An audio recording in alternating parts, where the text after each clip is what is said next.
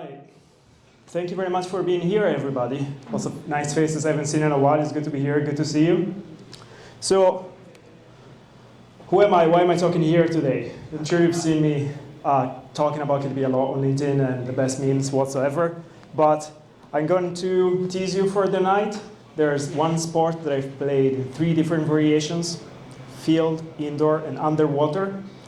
And if you guess what that is, I'll buy you a drink tonight. All right, so let's get started. I'm sure you've all have seen this before. Show of hands. Who has seen this picture before? All right. All right. Good turnout. So, vanilla KDB architecture. We've all seen it. We've all know it by heart by now. You have a ticker, HTTP, RDB, all of that good jazz. And then you're really thinking, OK, so but when we go to production, how does that look like? And here things start to move around a little bit, right? So you want, let's say, 10,000 messages per second on a KDB installation. How does that work? You have your machine, you have your processes, your ticker. So most likely your feed handler is connecting directly to your ticker. You all know this. The ticker sends messages to disk before hacking back to the feed handler. The RDB probably is consuming them. Then we have open idle and close calculation, all those analytics running to the side. I'll tell you a few outages I've caused on some of these processes, but we can leave that for after the talk. And then you have your HTTP, right? Everything works, everything's fine, we all know this. What happens when we want to graduate after this, right? What is the next stage? Is it more messages per second? Is it a bigger storage? I think Ashok said it well early, which is scaling out versus scaling up. And so how does that look like? So next phase, in my experience, is your 50,000 messages per second and roughly 100 terabytes worth of HTTP, which you can still fit into one machine if you're on-prem. And you don't have to necessarily go all the way to NFS, network storage, or cloud. You can still reasonably get good performance. But now, OK, now we have multiple ticker plans maybe, because obviously you can necessarily do that well onto the one. So you have 2. You start talking about failover. And now things really start to get more complex. I'm sure we can trade stories about issues and problems here. One of the things that I found, one of the themes that I found over and over in my working with KDB here, is usually 2 things. Number one is, how do we create an HTTP so that it doesn't take 10 hours after close to populate, right? So this is really when it starts, when that conversation starts to happen, and you start coming up with incremental write-downs at your RDB level, right? So your RDB starts to write to disk during the day. At the end of the day, you don't do a big dump of data. And so hopefully, even if things crash, you can resume, right? And it doesn't cost a lot. And then what's next? DB-mate. Obviously, your HTTP is growing, 100 terabytes. It's still a lot of data. Don't let storage vendors tell you otherwise. It is a lot of data. And if you know how much data there is, try deleting it and having to recreate it before market opens. It's a lot. And so now we're talking about how do we distribute that data? How do we serve that data out to the users? Now, gateways for the users to connect start to be a bit more of a conversation you're having. How do we make sure that they all can access it? How do we shard the data, their symbols? Here's where the libraries, the client libraries, the ones that we all written, start to get a little bit more complex. But now you ask me, is there a next stage after this? And what does that look like? All right.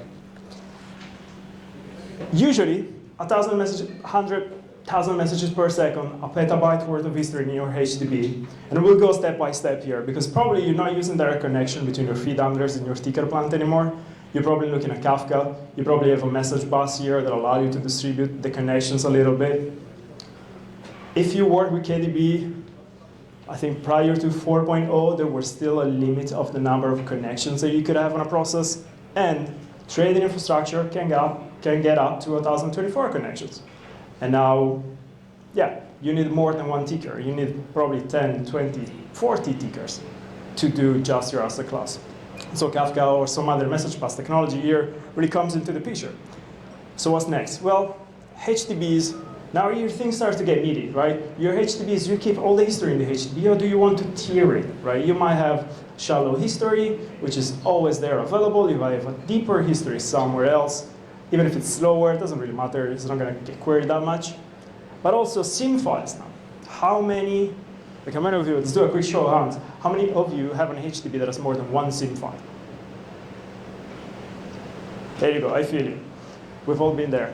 And now you have to maintain those. You have to take care of them. You need to make sure that they're properly looked after. Don't want to crash them. And then on the RDB side, now if we're talking about purely real-time streaming and all the analytics that happen on the wire, the memory needs to be a new conversation that you have, right? So great RDB process can auto-scale up. You can give it a nice memory, your W settings, and make sure it doesn't crash your machine or whatever you're running. But at this point, you probably are on cloud, or you probably are across multiple machines. But that's something that really comes into picture, right? How do we make sure that the memory is effective and that we're not just taking care of queries that come from the users without looking at those? And now, this is where the routing really is important. Do you send your query to the RDB? Do you send it to the HTTP? How do you shard it?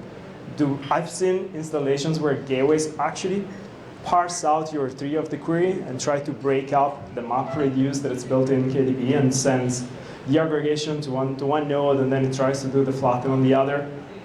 Really advanced. But thankfully, we don't actually have to do that anymore. There's provided by KDB, a part of the new services. And the load balancing too, which is great.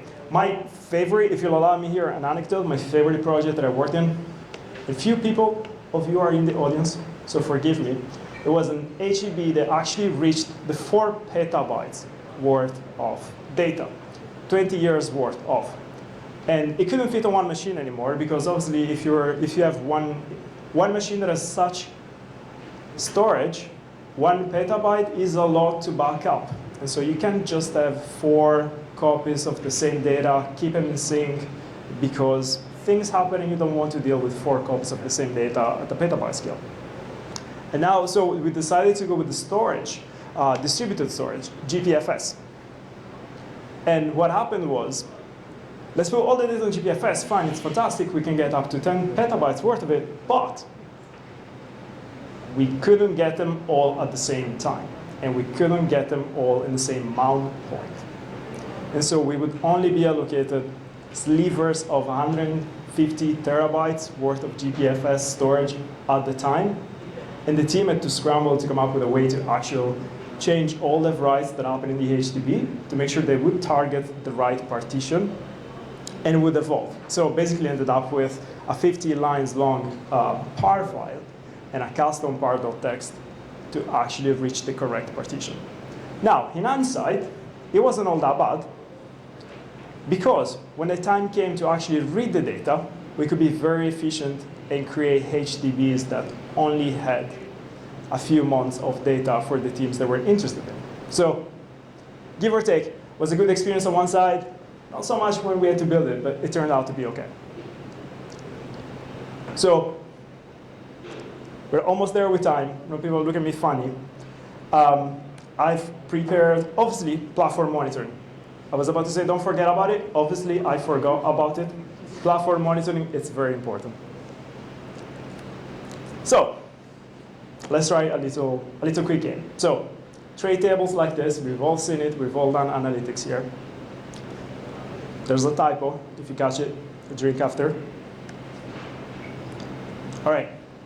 So I actually had to deal with this in production. One report that was doing a cross-join between instruments across North American exchanges. And yeah, I just couldn't figure out why one of these two options was faster. And it wasn't obvious to me at the time. And I spent a few hours trying to figure this out.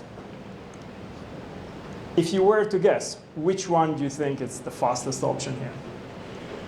And mind you, the trades table that I showed you only had 10 million rows on my Mac.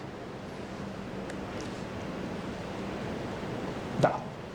So for some reasons, which are obvious after you think about it, right? Grouping an integer should be faster than grouping a float number because you don't do comparison on decimals, right? Yeah. Now at scale, when we're talking about hundreds of millions a row, that really adds up, and it took me more than a carrot of meat to figure that one out. So hopefully you know this now. There's another one. Somebody on this audience actually taught me. We've all seen this as well. Open eye, low and close, right? You got a tray table, you want to do your candlesticks, open eye, low and close. The top version is probably the one you've gone with. Either that, or probably you've done an exec if you wanted a dictionary back. But is it actually the fastest at scale? Sometimes is, sometimes it's not. I haven't quite figured this one out yet. But maybe we can talk more about this later. Thank you very much, everybody.